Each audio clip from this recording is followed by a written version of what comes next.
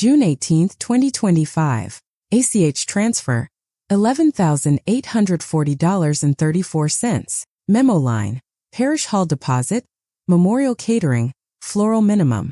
My grandmother Ruth Mercer was still alive when that money left her account, and I know that because I was the one signing her hospice intake forms in room 412 at St. Andrews that same afternoon. 6 weeks later, at her funeral reception, my parents told everyone I had stolen from her estate. My name is Nora Mercer, I was 33 years old, and my mother said it out loud beside Grandma's framed memorial portrait while the caterer was still laying out the lemon bars. The shocking part wasn't just the accusation. It was that she held up a photocopied bank statement with one transaction circled in red like she had been waiting for an audience. What made it unbearable was how quickly people believed her. And the only reason I didn't fall apart in that room was because I already knew there was a hidden envelope waiting with the executor, and once it was opened, my family was going to learn that paper keeps a cleaner memory than people do. My grandmother believed in records the way some people believe in prayer. She wrote everything down. Blood pressure numbers, prescription refill dates, phone calls, who borrowed serving dishes at Christmas and whether they came back chipped. She kept a brass skeleton key on a navy ribbon in the top drawer of an old walnut secretary desk in her front room, and from the time I was a child, that key carried a kind of private authority in the house. If she reached for it, something important was about to be checked. Some drawer, some file, some receipt, some stubborn little truth no one else had bothered to respect. My mother had her own family philosophy, repeated so often it might as well have been printed above the doorway. Don't make it ugly, Nora. What that meant was never peace. It meant absorb the insult, keep your voice even, and never embarrass the people causing the damage. If you've ever watched paperwork tell the truth faster than family will, stay with me. This story gets uglier before it gets clean, and the only reason I got through it was because one woman in our family never stopped documenting what everyone else thought they could explain away. My grandmother lived in a brick ranch house on Ashmore Street in Albany, New York. 3 bedrooms, 1 bathroom, narrow hallways, heavy drapes she never replaced because, in her words, good fabric does not suddenly become stupid because magazines change their minds. My grandfather bought the house in 1974 when mortgage rates were terrible, and he still believed he could fix anything himself. By the time he died, the house was paid off, the property taxes were manageable, and the place had become what families always say they don't care about until someone dies and it can be sold. The estate was not enormous.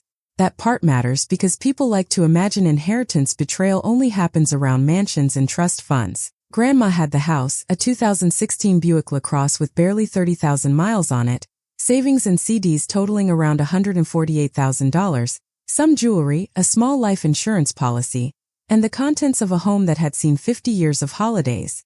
It was enough to matter, not enough to ignore, and exactly the kind of estate that turns supposedly decent people into aggressive accountants of emotion. I was the granddaughter people described as capable when they wanted a favor and overly sensitive when I wanted a fact. I worked in compliance administration for a medical supply company, which meant I spent my days reading forms, tracing authorization chains, flagging bad signatures, and noticing where wording changed to hide responsibility. My family reduced all of that to Nora likes paperwork, said in the same tone someone uses for a cousin who collects mushrooms or does amateur astronomy. My older brother Travis was different. Travis ran a home renovation company, or at least a business that looked like one from the outside. He had a charcoal Ford F-150, expensive boots, a quick grin, and the kind of confidence that can survive several unpaid invoices as long as the right people keep believing the next check is coming. My mother adored that confidence. My father admired it. In our family, a man could call his recklessness ambition, and people would nod as if they were hearing leadership. I lived alone in a second-floor apartment on Lark Street with slanted kitchen floors and radiators that hissed through winter like disapproving old women. I had been engaged once. It ended quietly and expensively after I learned that the man I was supposed to marry preferred calling me intense whenever I noticed details he had hoped I would miss. I had no husband, no children, no dramatic social life to narrate at church luncheons. That made me useful, available, easy to draft into obligation. My mother never said it that way, of course. She said I was good in a crisis. What she meant was that I could be counted on to show up without making her feel guilty for not wanting to. Grandma's health turned for real in January. She had COPD for years and had already survived one miserable winter of pneumonia, but this time the decline was steadier and more practical. Breathlessness on the porch steps. A hospital admission after a fall. A fractured hip that didn't heal as cleanly as the orthopedic surgeon promised. Then the slow parade of oxygen tubing, home health visits, medication schedules, insurance arguments, and all the bureaucratic humiliations that stack themselves around old age until dying begins to look like a filing problem. I was the one who drove to the emergency room at 2:11 in the morning when she fell in the bathroom. I know the time because I still have the parking receipt in a folder I never meant to keep. My mother didn't come until morning because she gets faint in hospitals. My father came later with coffee and opinions. Travis arrived that afternoon in a branded quarter zip, kissed Grandma's forehead, took 2 phone calls in the hallway, posted a filtered picture of himself holding her hand, and left before the discharge planning meeting. That was the dynamic in its purest form. I handled reality. They handled appearance. After the hospital, I built Grandma a binder. Blue tabs. Medications. Insurance. Doctors. Bills. Advanced directives. Physical therapy. Contact numbers. I labeled every bottle with thick black marker because her vision tired easily at night. I taped emergency numbers inside the pantry door. I coordinated grocery deliveries, durable medical equipment, transportation to appointments, and the endless small things that can destroy an elderly person's sense of independence if nobody does them carefully. My mother told people she was basically living in Ruth's pocket. In truth, she visited just often enough to be seen. The smaller betrayals started early, which is probably why I ignored them too long. My mother would text me a shopping list and say she'd reimburse me, then wait 3 weeks and hand me cash in odd amounts as if she were doing me a kindness. My father would promise to cover an afternoon visit with the respiratory therapist, then call 40 minutes before and say he had gotten tied up at the lumber yard. Travis would drop by with takeout and warm charm, tell Grandma how beautiful she looked, and leave with Tupperware containers of leftovers I had cooked. Church people thanked my mother for all she was doing. Neighbors told Travis they had heard he was helping manage the house. One woman in the cardiology waiting room patted my arm and said, "Your mom's been carrying a lot." I remember smiling so hard my jaw hurt. Grandma noticed more than anyone understood. She was tired, not confused. One Thursday in March, she had me open her mail at the dining room table under the brass chandelier with the hummingbird shades. She liked to hear everything read aloud, especially financial statements, because she said numbers sound different when they're spoken. I opened her bank statement and found a cashier's check for $7,500 made payable to Mercer Custom Renovation LLC. Travis's company. Memo line. Bathroom accessibility conversion. There had been no bathroom conversion. No widen doorway. No tub-to-shower replacement.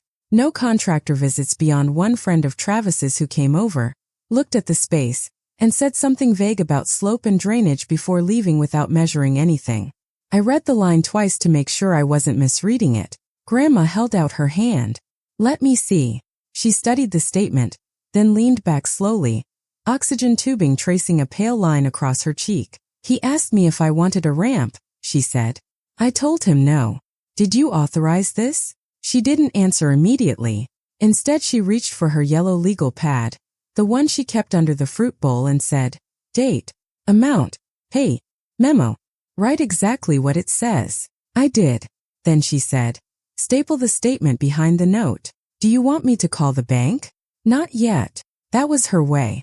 Facts first, outrage later. 2 weeks after that, there were 3 online transfers to my mother. $1,900, then $2,250, then $1,850, all labeled household support, combined total $6,000. That would have been plausible if my mother had actually been paying for anything significant. But I bought most of the groceries. Medicare and supplemental insurance were covering the major equipment. Utilities on Ashmore Street averaged under $400 a month even in winter. There was no live-in nurse, no private aid, no renovation, no sudden medical cost large enough to explain those transfers. I asked Grandma, "Did you approve these?" She looked away toward the kitchen window before answering. Outside, the hydrangea branches were still bare. "Your father said Travis was in a short-term bind," she said. Elaine said she was moving money around for simplicity. David said it would all be settled later. And you agreed? I agreed to being spoken to as if there was no point arguing. That answer told me almost everything about how they had done it. Not by overpowering her in one dramatic act, by wearing her down with urgency, tone, and the implication that resistance was confusion. When older people are stolen from inside families, it rarely looks like a stranger stealing a wallet. It looks like convenience, shared logins, temporary help, reimbursements with no receipts, somebody taking over because forms are tiring. The theft hides inside the language of care. I didn't confront my parents then. I wish I could say that was strategy. It wasn't. It was training. In our house, if I accused too early, the accusation itself became the offense. If I questioned Travis, I was bitter. If I questioned my mother, I was cruel. If I questioned my father, I was disrespectful. Facts only counted if they emerged from the right mouth. In early April, Grandma asked me to drive her to Leonard Feldman's office downtown. Mr. Feldman had handled my grandparents' will years earlier. Then some deed paperwork when a fence line dispute with the neighbors had to be resolved. He was 70 if he was a day, wore iron shirts even in August, and had the kind of patience that made people confess more than they meant to while filling silence. Grandma told my mother she had a pulmonology follow-up that afternoon. That was not true. The lie itself scared me more than the destination did, because Ruth Mercer was not a woman who lied casually. On the drive, she held the brass key in her lap and worked the navy ribbon between her fingers. "You're not to say anything until I decide," she said. "About what? About money? About your brother? About your parents? About any of it?" When we got there, I stayed in the waiting room at first. 20 minutes later, the office door opened and Grandma asked me to come in. Her face looked pale but not uncertain. More like a person who had just chosen where to place a weight and was prepared to let gravity do the rest. Mr. Feldman had a legal pad open. "For the record," he said, "Ruth is revoking prior convenience authority on her checking and savings accounts, updating the executor designation, and adding a memorandum regarding disputed withdrawals, personal property, and desk compartment instructions." I looked at Grandma. "Prior convenience authority?" She nodded once. "Your father had limited online access. That hit me harder than the transfers. Not because I didn't suspect it, but because I suddenly understood the mechanism. My father had not just leaned on her verbally. He had access, a pipeline disguised as assistance. Grandma signed the revocation. Then she signed a revised will. Then she signed a separate memorandum that Mr. Feldman explained would be kept with the estate file and referenced if there were any conflict regarding missing funds, allegations against beneficiaries, or disputed personal property. He asked if she wanted the desk note included. "Yes," she said. He wrote while she spoke. "Secretary desk. Lower compartment. False back panel. Brass key on navy ribbon. To be opened only by executor in the presence of all named beneficiaries if dispute arises regarding missing money or accusations against Nora Mercer." I remember exactly how the air in the room felt when my name was spoken that way. Not sentimental. Not protective. Anticipatory. I asked, "You think they'd accuse me?" Grandma didn't dress truth in comfort. "If enough money is gone, they'll need it to be someone who won't shout." On the way home, we stopped at First Capital Bank. One of Mr. Feldman's clerks met us there. Grandma went inside with her and stayed almost 40 minutes. When she came back to the car, she looked drained but lighter. "What did you do?" "Safe deposit box inventory. Added documents. Removed one item." "What item?" She glanced at the key in her hand. "Something I don't trust your mother not to call sentimental clutter." Then she tucked the key into her coat pocket. From then on, more things started to show their edges. My mother became oddly interested in logistics she had never cared about before. Which utilities were in autopay? Where Grandma kept the insurance premium notices? Whether the deed copy in the hall closet was the official one? She asked casually if Grandma still wore the sapphire ring Grandpa gave her for their 40th anniversary. She wanted to know if the secretary desk had any real silver hidden away, because people forget what they own.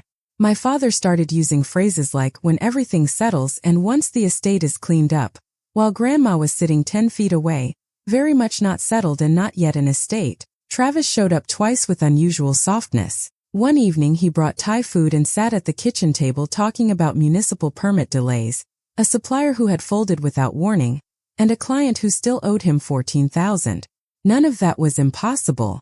Small contractors do get squeezed. Cash flow does break down. But he had a way of narrating bad luck that always positioned him as a temporarily misunderstood success story. He used the phrase bridge financing 3 times in one dinner. Later that night, after he left, Grandma told me to bring her purse from the hall table. Inside was a folded promissory note. Borrower Travis Mercer. Lender Ruth Mercer. Principal amount, $25,000. Repayment due within 12 months. Unpaid balance to be deducted from beneficiary distribution under last will and testament. Signed by Travis. Witnessed by Leonard Feldman's paralegal. The date was September 12, 2024. I stared at it. Did Mom know? Grandma gave a dry little breath that was almost a laugh. Elaine knows only what helps Elaine. Did Dad know? David knew enough to tell me not to put family in a position of embarrassment. That was his language. Embarrassment. Not debt. Not accountability. Embarrassment, as if the real danger was truth getting seen. Grandma took the promissory note back and tucked it into her purse.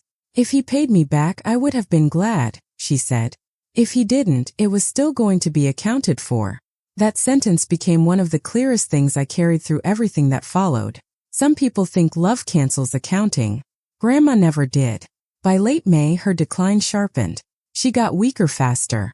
There were more sleeping hours, less appetite, more morphine, more careful breaths. Hospice came in. The house changed its sound. Softer footsteps. Lower voices. Machines humming. The refrigerator suddenly too loud at night. My mother cried more visibly then, which impressed people and exhausted me. She cried in doorways. She cried holding tea she never drank. She cried while repeating to visitors that she was trying to hold everything together. My father shifted into a performance of solemn efficiency. Travis became conspicuously affectionate. None of them got less interested in paperwork. One afternoon, I found my mother in the front room with the secretary desk open. The brass key was not in it. It was in Grandma's bedside drawer by then, hidden inside an old eyeglasses case under a stack of prayer cards. I had put it there for her because she asked me to. "What are you looking for?" I said. She startled so visibly it would have been funny in another family. Then she smiled. "Table linens, for after." The lower compartments of a secretary desk do not hold table linens. She knew that. I knew that. But she said it as if saying something domestic enough could dissolve the fact that she was searching through a dying woman's furniture before the woman was dead. "Mom." She straightened a pile of envelopes. "Don't start." "Start what?" Her eyes cooled. "Don't make it ugly, Nora." There it was. The family phrase. The warning disguised as refinement. I said, "You're going through her desk." "I am trying to organize." "Someone has to." It was a perfect sentence because it contained accusation, self-praise, and preemptive innocence all at once. I wanted to throw her out of the room. Instead I said, "She's still alive." And my mother, still smoothing papers that weren't hers, said, "Which is why I'm doing this now, while she can still answer questions." That kind of line was how my mother survived her own conscience. She always wrapped desire in administration. 3 days before Grandma died, I was at the house changing bed linens when my father came in carrying a folder from First Capital Bank. He set it on the kitchen counter face down. Then he went to the garage to take a phone call, leaving it there like a dare. I told myself not to touch it. I touched it. Inside was a printed balance summary for Grandma's checking and savings, dated June 18, 2025. There was the $11,840.34 ACH transfer, Parish Hall deposit, Memorial Catering, floral minimum. There was also a $3,200 payment to Starlight Memorial Printing, a $2,675 transfer to Albany Fine Limousine Services, and a $1,485 charge at La Petite Maison Bakery. I remember every one of those because my first thought was not they are stealing. My first thought was they are planning her funeral while she is still alive, and they are using her money to pay for a performance. That part hit something deeper than greed. It was the indecency of staging grief in advance. I took photos of every page with my phone and put the folder back exactly where I found it. My father walked back in 30 seconds later, saw me at the sink, and asked if I had moved anything. No. He studied me, then nodded. Good. That night I sat in my car outside my apartment and went through the photos. Parish Hall deposit, floral minimum, limousine services, printed memorial cards, a bakery bill large enough to feed a wedding brunch. None of this had been discussed with me, even though I was the one who had spent 5 months coordinating nearly every meaningful aspect of Grandma's care. That wasn't an oversight. It was design. They were arranging the public side of her death and cutting me out of the narrative before she was even gone. And that was when I realized none of this had been dreamed up in a week. It had been building for months. The transfers, the access, the stories, the quiet repositioning of roles. They were not reacting to her death. They were preparing for the version of it they wanted people to witness. Grandma died on June 23rd at 4:18 in the morning. I was there. A hospice nurse named Colleen was there. My mother was asleep in the guest room and didn't wake until after. Death itself was not dramatic. That's another thing people rarely say honestly enough. After months of administrative burden and emotional strain, the actual moment can feel almost offensively quiet. One long pause between breaths, then another, then the room changing without movement. I held her hand and watched the skin slacken over the knuckles I knew better than my own. The brass key was still in the eyeglasses case in the bedside drawer. I checked because she had asked me to the night before. After the funeral home took her body, the house filled quickly. Casseroles, shoes at the door. Church voices lowered into reverence. My mother moved through it all like a widow from a film, even though she was a daughter with a husband and a fully capable son. She wore a pale gray dress the first day and held tissues she barely used. Travis hugged people with grave sincerity. My father kept saying, "We're taking care of arrangements." Not I. Not Elaine. We. But I understood, listening to him, that I was not included in that we. Then came the first obvious cut. The obituary draft omitted my name from the list of family members who lovingly cared for Ruth during her final illness. Instead it read, Ruth was surrounded and sustained in her final chapter by her devoted daughter Elaine, son-in-law David, and grandson Travis. I found the proof on my mother's laptop because she asked me to print the obituary for review and left the draft open. There I was nowhere. Not as granddaughter. Not as caregiver. Not even as surviving family listed in the right place. Just a later mention among relatives. I carried the printout to the kitchen where my mother was spooning chicken salad onto croissants for visitors. "You left me out." She looked at the page, then at me, then back at the page with the composure of someone adjusting napkins. It was crowded. It says who cared for her. You know what I mean? No, I said. Actually, I don't. She lowered her voice because people were in the next room. Don't do this now. Do what? Make yourself central. There are insults that sting because they are false, and then there are insults that sting because they reveal exactly how someone has framed you for years. To my mother, my labor had always been useful only if it remained invisible. If it became visible, it threatened her role. I said, "Change it." She set down the spoon. "The obituary is not a deposition, Nora." I held the paper so tightly it bent. Neither was her illness, but you still managed to turn that into a public statement. For 1 second I thought she might slap me. Instead she leaned in and said the line she always used when she wanted obedience disguised as elegance. "Don't make it ugly." The obituary was not changed. That seems like a small detail compared to accusations of theft and estate fraud, but it mattered because it showed how completely they had already decided my place. Before the reading of the will, before the estate inventory, before the first legal letter, they were rehearsing my erasure in print. The funeral itself was exactly the kind of polished mourning my mother always preferred. St. Cecilia's on Madison Avenue. White roses. A Pearl Grey guest book. Printed programs with Grandma's graduation photo from 1964 on the back, and a quotation about Grace that sounded more like my mother than Ruth Mercer. My parents had reserved the parish hall for the reception and arranged a catered spread that included poached salmon, sliced roast beef, tea sandwiches, mini fruit tarts, and those lemon bars Grandma actually did love. There was a slideshow. There were reserved family tables. There was even a black car service arranged for immediate family, though the church was less than 15 minutes from Ashmore Street. No one asked whether Grandma would have wanted any of it. She wouldn't have. She disliked fuss and thought expensive funeral food was one of the more pointless forms of social theater. But by then the funeral wasn't for her.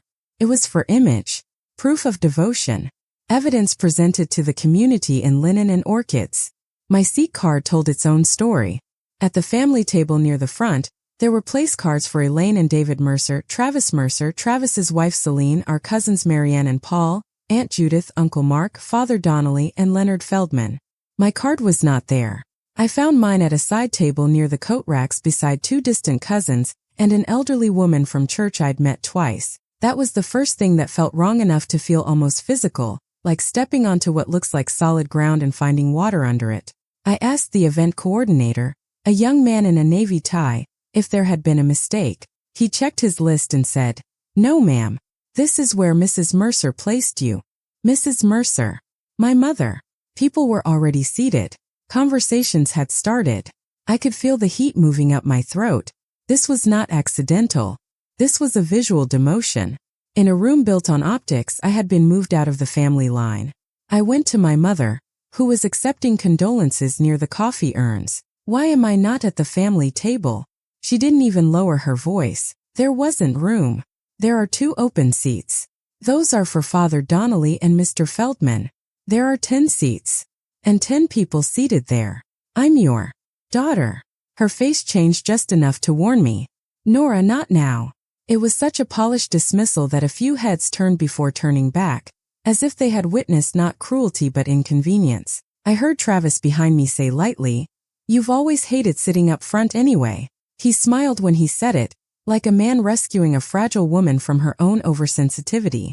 That smile has lived in my mind with more acid than some much louder moments. I sat at the side table because there was nothing else to do without causing the scene they had prepared me to be blamed for. Then my mother made it worse. About 20 minutes into the reception, after the ham biscuits and fruit trays had been opened and people were speaking in those low social tones that pass for intimacy at funerals, she tapped a spoon against a water glass and stood beside Grandma's portrait to thank everyone for coming. She spoke about service, grace, family, community. She mentioned how hard it had been to hold everything together in Ruth's final months. She thanked my father and Travis specifically by name. Then she said, with just enough reluctance to make it look forced from her, "I also want to address something painful before rumors spread." I felt my entire body go cold. She held up the photocopied bank statement, the one with the June 18th transfer circled in red. "We discovered that funds were removed from Mom's account during her final days," she said. "A significant amount. And because access was not as carefully limited as it should have been, we've had to confront the possibility that someone close to her took advantage. There is a very particular kind of silence that forms when a room smells scandal. The fork sounds stop. The whispers sharpen. Grief reorganizes itself around appetite." My father stepped beside her, solemn. "We're not here to accuse anyone unfairly," which means of course that they were. My mother looked directly at me. That is the thing I remember most. Not the words.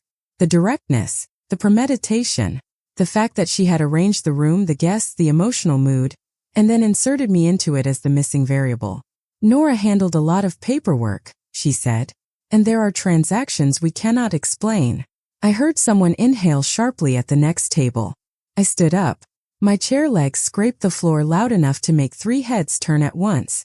And this is the part people later kept asking me about, as if I had some secret reservoir of saintliness. How did I stay calm? Why didn't I scream? Why didn't I throw the coffee, leave the room, call her a liar in front of everybody? Because by then I knew 2 things. First, that panic would only decorate the story they had already prepared. Second, that I had enough facts to survive the moment, even if I did not yet have the full legal mechanism to crush it. So I stood up and said very clearly, "Then I think the executor should review every transaction before you make another statement." My mother gave a sad little shake of her head, performing sorrow for the crowd. "It's not about blame. It's about honesty." I said, "Good. Then let's be exact." That changed the room. Not in my favor, not immediately, but enough to interrupt the smoothness of their performance. My father stepped in again, trying to regain the tone of careful leadership. "We're grieving, Nora." "Yes," I said. "Which is why this is a strange time to wave around one bank statement and imply a theft." Travis rose halfway from his chair.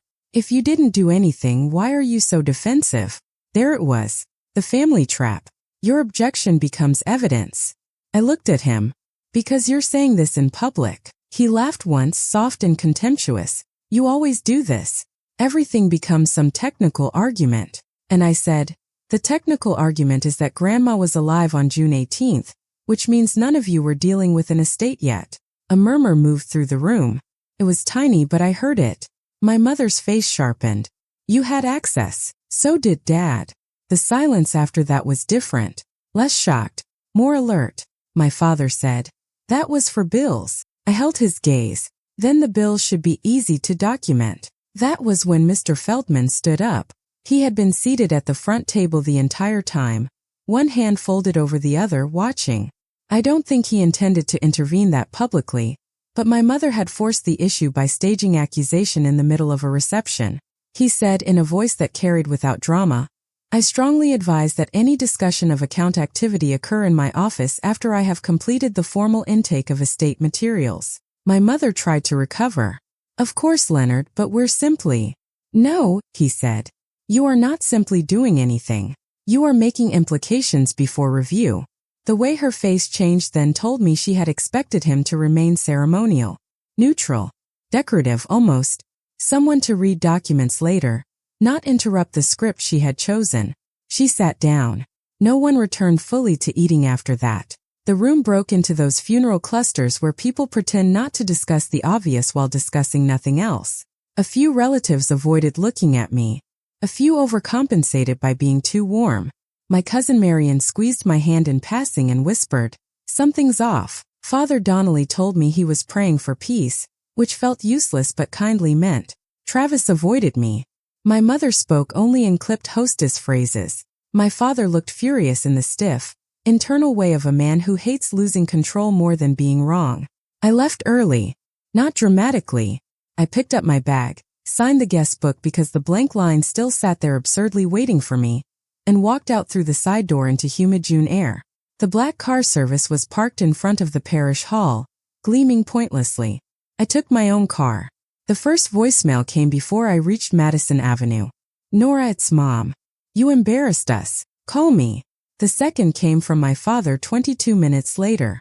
You need to stop escalating this and come over tomorrow so we can clear things up as a family. The third was Travis. He sounded bored, which was his preferred costume for panic. If there's some misunderstanding, don't make it bigger than it is. Misunderstanding. Another family euphemism.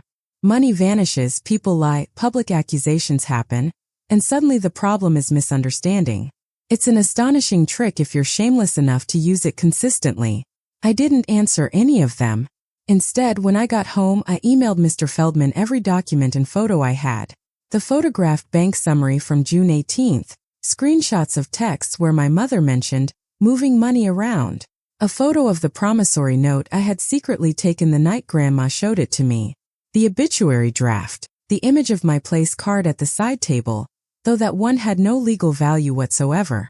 I sent it anyway because sometimes emotional context matters when the facts later seem too cold. He replied at 11:14 p.m.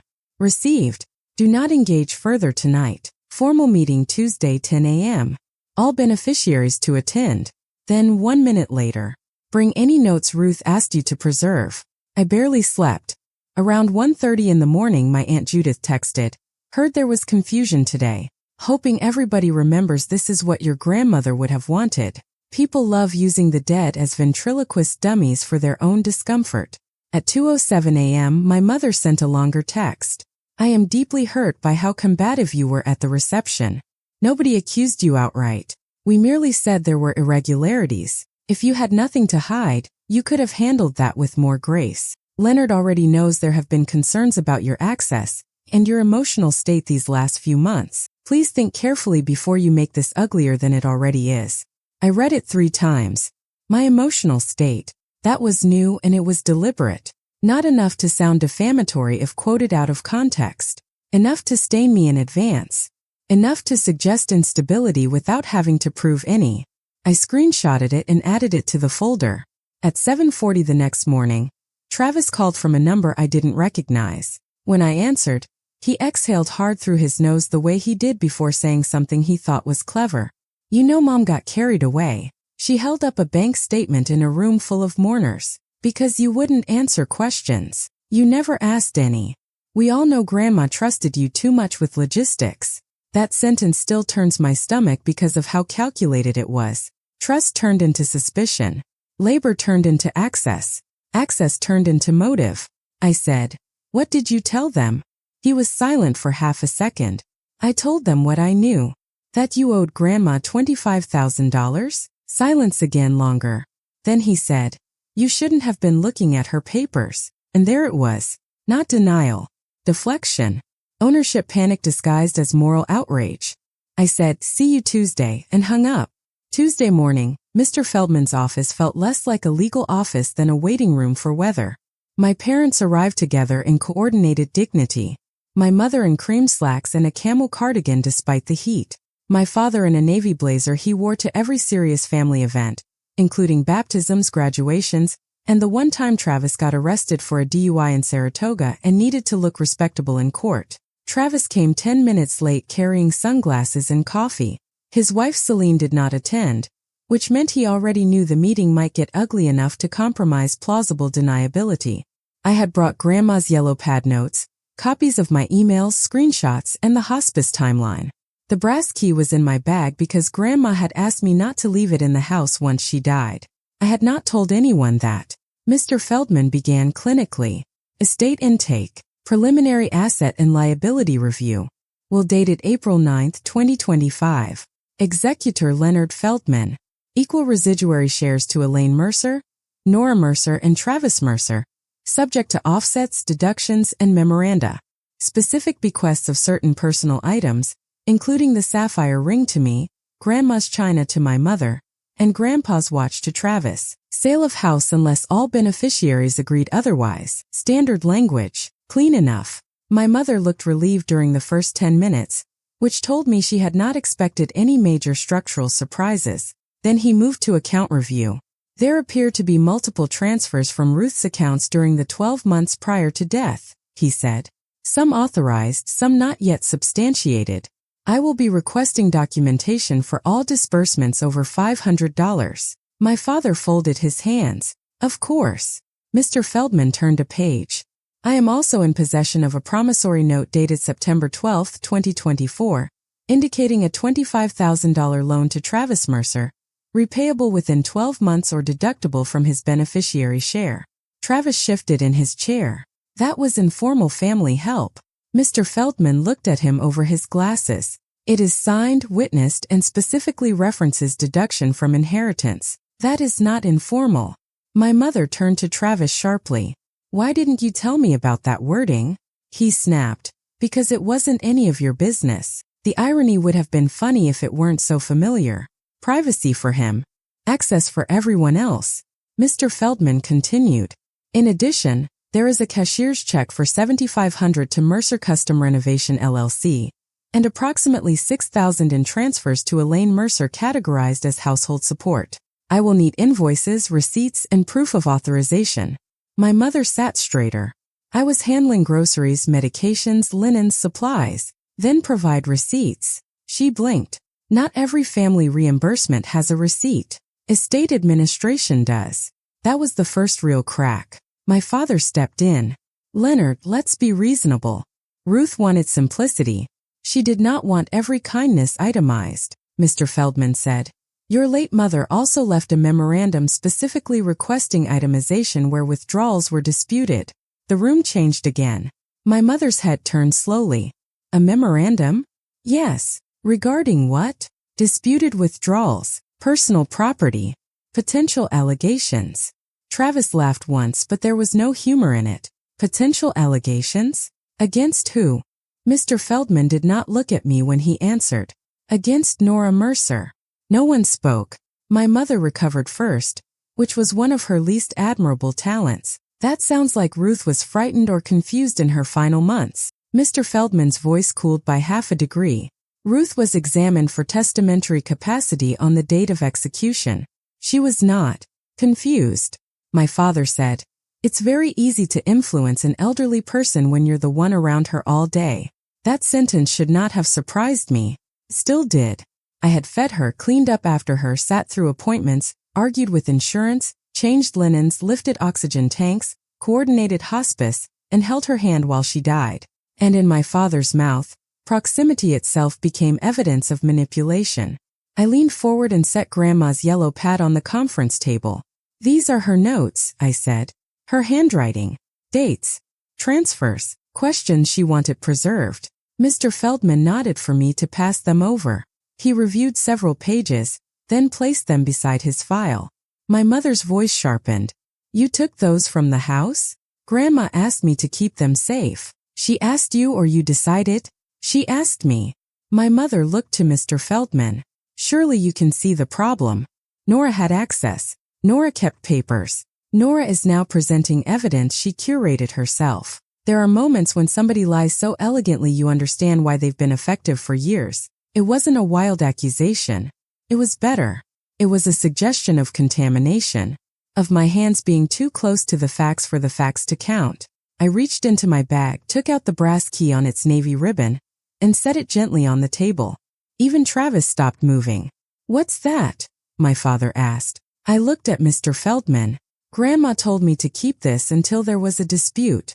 Mr. Feldman was silent for a long second.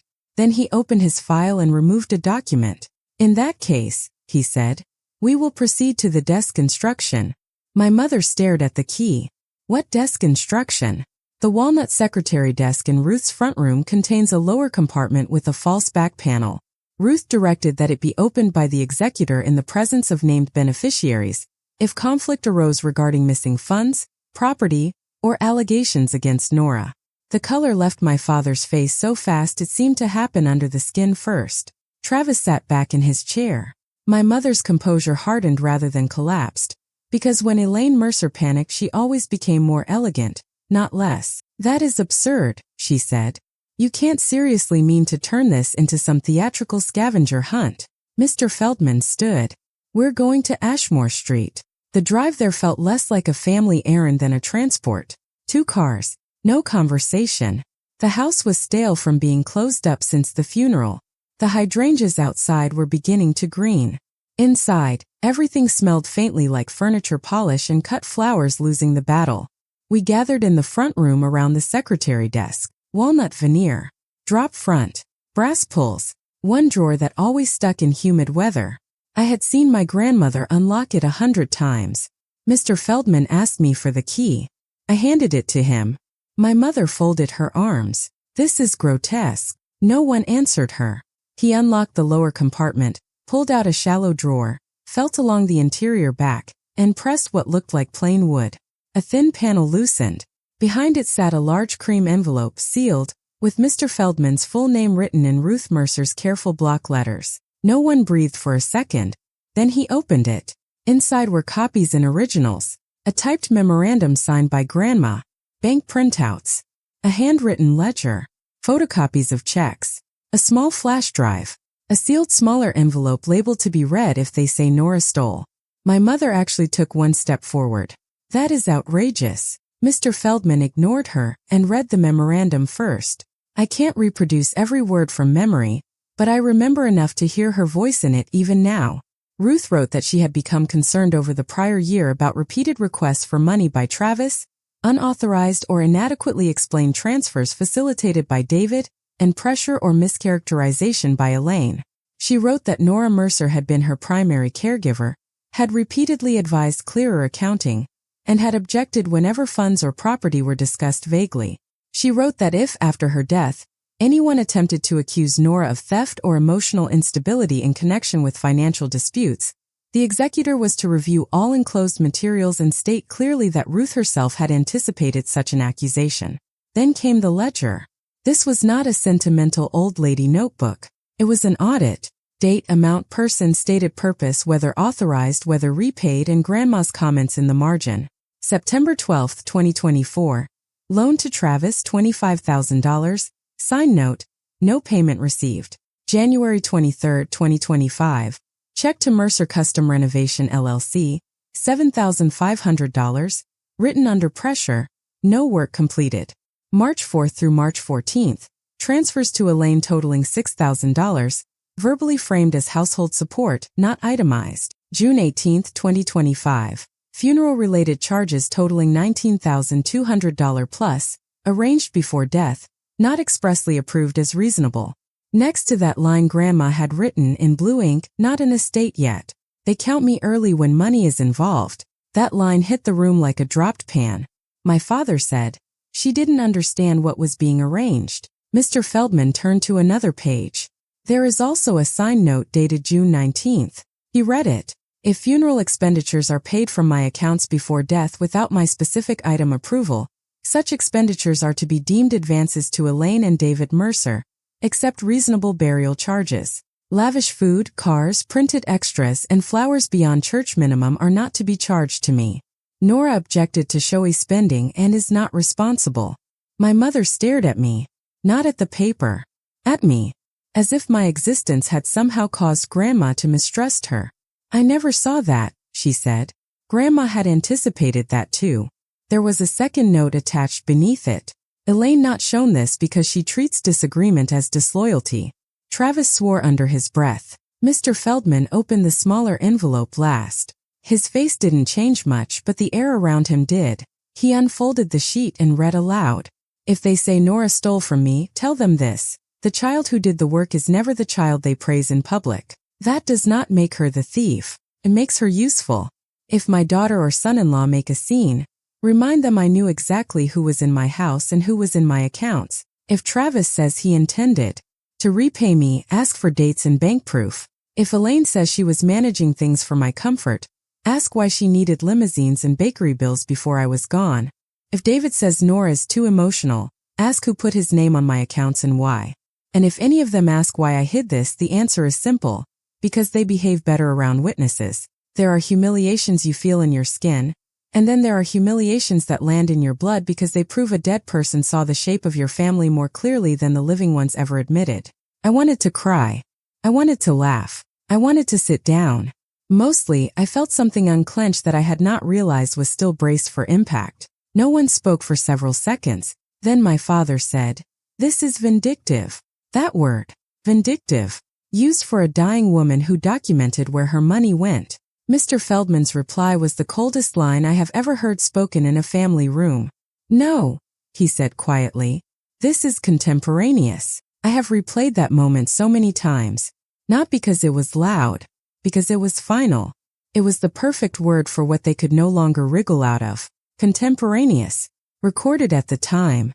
Not reconstructed in grief. Not flavored by later resentment.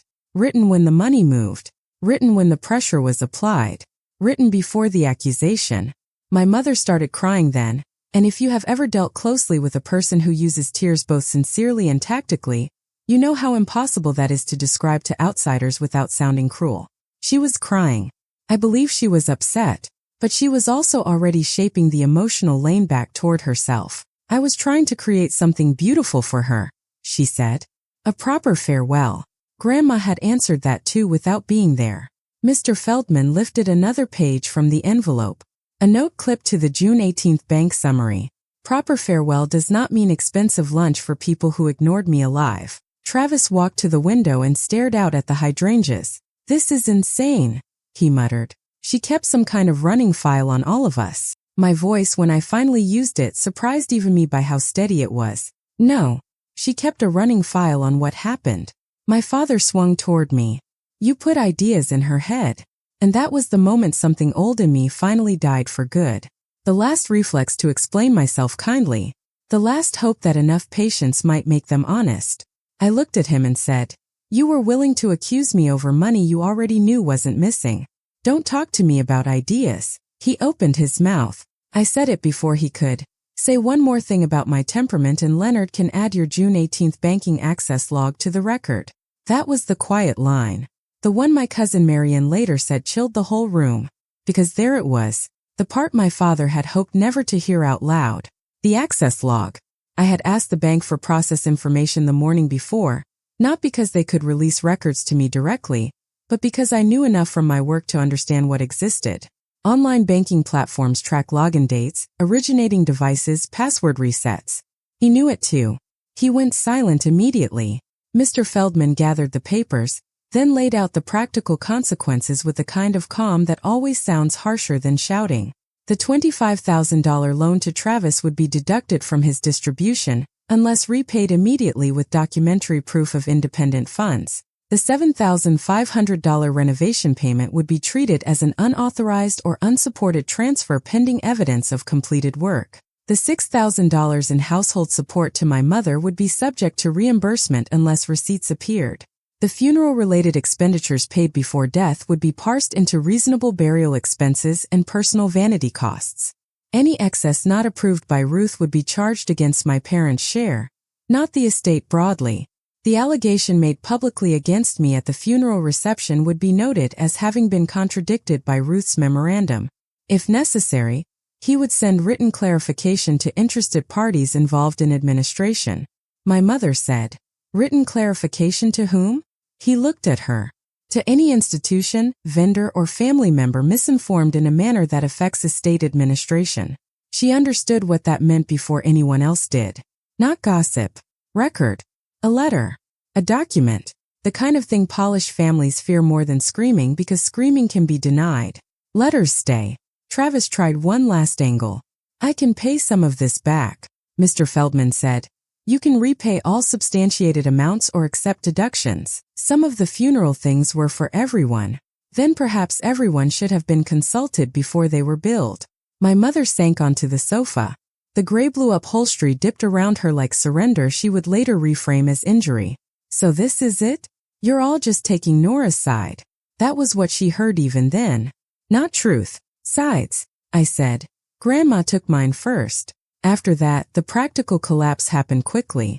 Within 48 hours, Mr. Feldman sent formal requests for receipts and explanations. My parents produced partial grocery slips totaling less than $900. None explained the $6,000. Travis could not provide invoices, permits, before and after photographs, or any document showing a bathroom conversion had begun, much less been completed. One invoice he did submit had been created 2 days after Grandma died and listed future accessibility planning. Mr. Feldman rejected it immediately. The parish hall deposit and basic church fees were allowed. The burial plot transfer, hearse, simple floral arrangement for the altar, and death certificates were allowed. The black car service, premium catered lunch, memorial slideshow package, custom pastry order, upgraded floral minimum, and printed guest favor cards were not. Those costs, just over $13,000, were charged back against my parents' eventual distribution. My mother called me 3 times a day the first week. First it was anger. "How could you let Leonard humiliate us like that?" Then righteousness. "You know I was acting from love." Then pleading. "Families survive by not putting every wound on paper." That one almost made me laugh, because that was the whole point, wasn't it? Families like mine survive by making sure the wrong wounds never become official. I did not answer. Then came the relatives. Aunt Judith sent a long text saying she had always felt there were miscommunications and hoped we could repair this privately. Marianne admitted she had believed my mother at the reception and felt ashamed for not intervening.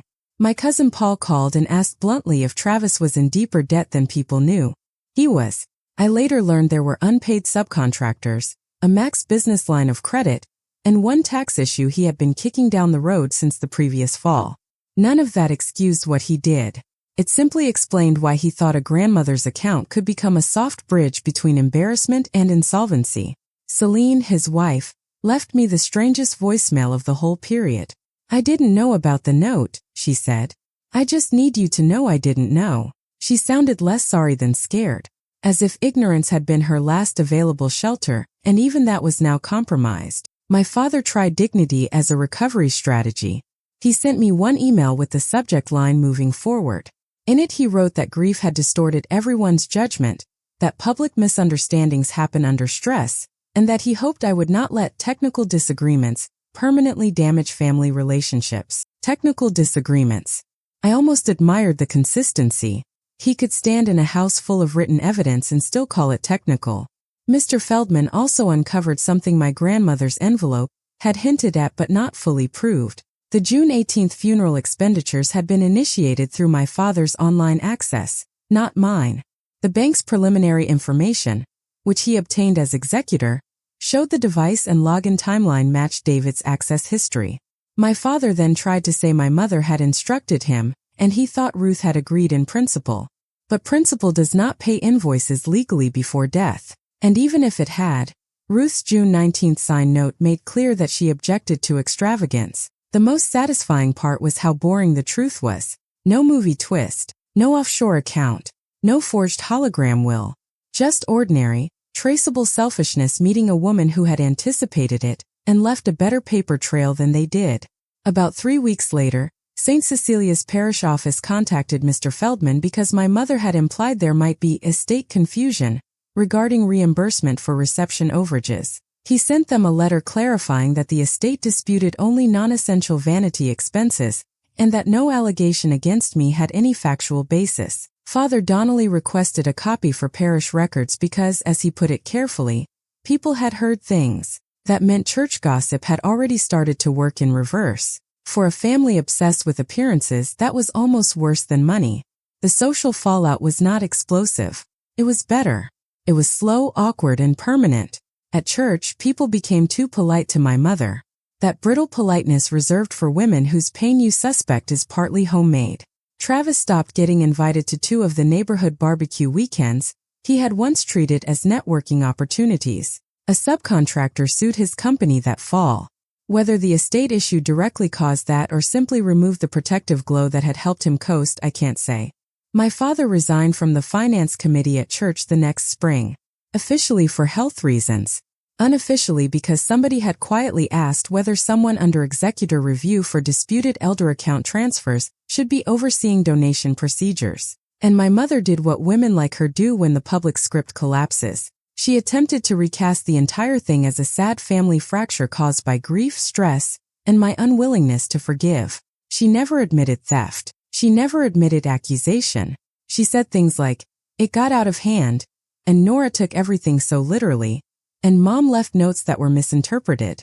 Her preferred version was that we had all been victimized by paperwork. But paperwork does not victimize people. It only exposes them. The legal process took months because estates do, even small ones. The house sold in October for $312,000 to a retired couple relocating from Connecticut, who loved the original molding and didn't mind the one-bathroom layout. I attended the closing only to sign what I needed to sign. My mother cried in the driveway afterward and said, "I can't believe you're making us sell her home." As if I had done it. As if equal share liquidation had not been in the will for years. As if her own deductions for funeral excess and unsupported withdrawals had not already made holding the property together nearly impossible without additional cash none of them had. My share came after offsets, fees, and sale proceeds. It was enough to pay off my student loans, build savings, and move to a quieter apartment with windows that faced trees instead of the side wall of another building. That mattered, but not as much as people imagine. Money helped. It did not heal the part of me that still sometimes heard my mother's voice lifting that bank statement in a room full of mourners. The sapphire ring came to me by specific bequest exactly as written.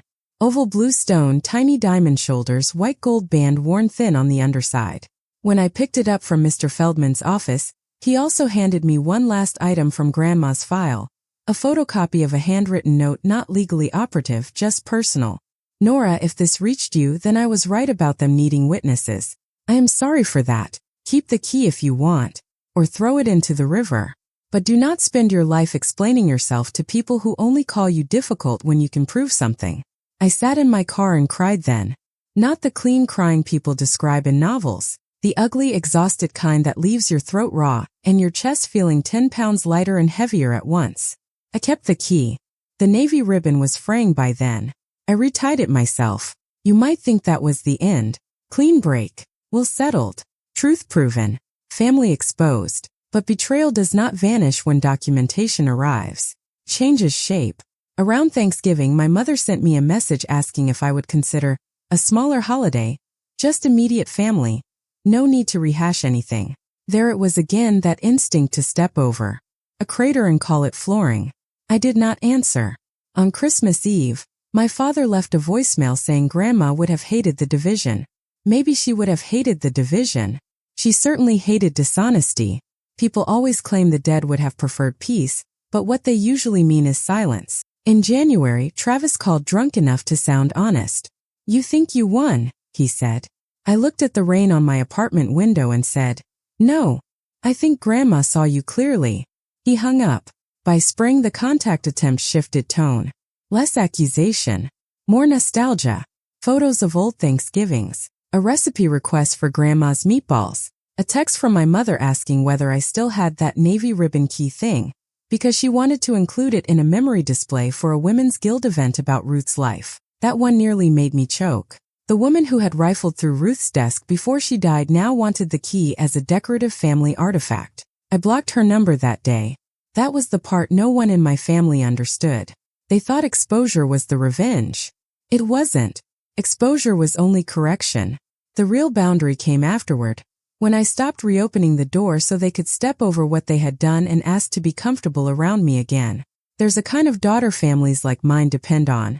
The daughter who keeps the records, absorbs the panic, gives rides, notices expiration dates, remembers passwords, refills the pill organizer, and still somehow apologizes for having a tone. They train her to confuse usefulness with love. They count on her to be too decent to weaponize what she knows. And because she is decent, they often get years of free damage before she realizes decency without boundaries is just another resource they plan to drain. For a long time, my biggest weakness was that I thought being calm meant being endlessly available. I thought if I documented enough, served enough, and reacted carefully enough, the truth would naturally protect me. Doesn't. Not by itself. Truth needs timing. Records need witnesses. Boundaries need enforcement. My grandmother understood that before I did. There were other details I didn't learn until later. One of Travis's subcontractors told Paul that Travis had been asking around in May about short-term private money and making vague references to family liquidity. A woman at the bakery quietly confirmed to my Aunt Marianne that my mother had upgraded the reception package after Grandma entered hospice because it needed to feel worthy of Ruth's standing. My father had apparently told 2 men at church that I was struggling emotionally from caregiver stress and that they were trying to take some burden off my shoulders. That line was not an attempt to help me. It was scaffolding, a way to make future suspicion easier to hang. When I learned that, something inside me settled even further, because it meant I had been right not just about what happened but about how long it had been in motion. The public accusation at the reception had not been a spontaneous grief event. It had been stage 2 of a narrative already under construction. They needed me visibly unstable, vaguely inaccessible, and administratively overinvolved. Then, when money came under scrutiny, the suggestion would land softly. Poor Nora, too much responsibility, hard time lately, who knows what happened. They miscalculated one thing. My grandmother had been taking notes.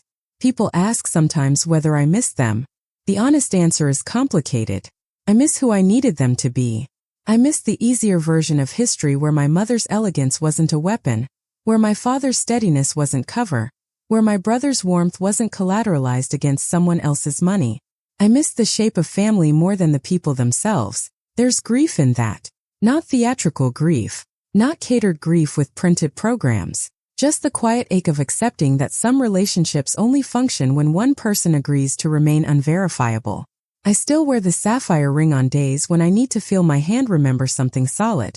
I still have the yellow pad pages in a fireproof document pouch.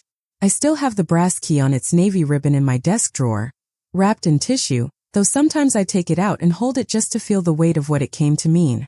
Not inheritance. Instruction. If it matters, write it down. 2 years have passed now. Long enough for people outside the family to smooth the story into simpler terms. There was an estate dispute. There were misunderstandings. It was sad. Time moved on. But time does not automatically refine truth. Sometimes it just sands down other people's discomfort. So let me tell you what actually remained. My mother still hosts tasteful lunches and speaks about grace, but she no longer speaks my name in rooms where I'm absent, because she learned the hard way that some people now ask follow-up questions.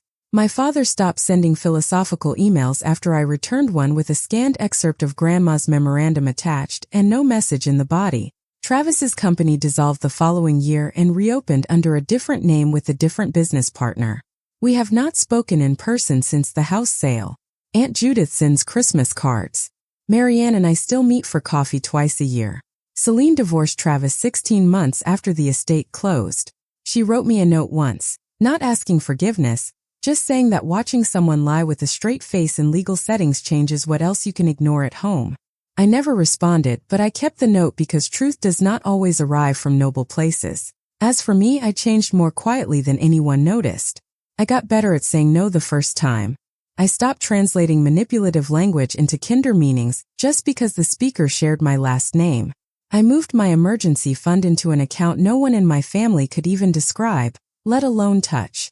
I updated my own will, even though I'm younger than most people do that.